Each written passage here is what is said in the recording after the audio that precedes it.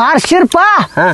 आपल्या तांबे बाराव जिल्हा परिषद गटाची निवडणूक लागली बाबा. होय की. अरे आपल्याला सुनीताताई रोहिदास बोराडे हे आता जिल्हा परिषदच्या उमेदवार आहेत.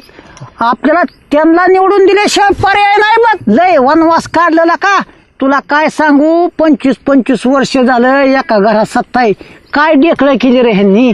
नीटनेटका रस्ता आहे का तुला सांगतो, पियाला पाणी आहे का तुला सांगतो, शेतीला पाणी आहे.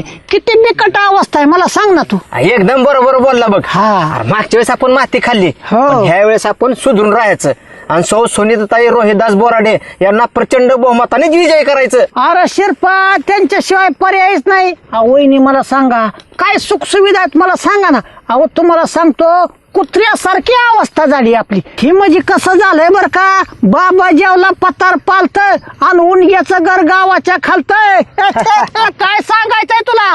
पण आता सुधरून राहायचं वहिनी. तुम्हाला सांगतो तांबे बाराव जिल्हा परिषद गटातून सुनीताताई रोहिदास बोराडे यांना प्रचंड मात्र निवडून द्यायचं आणि आपल्या गटाचा विकास करायची संधी द्यायची.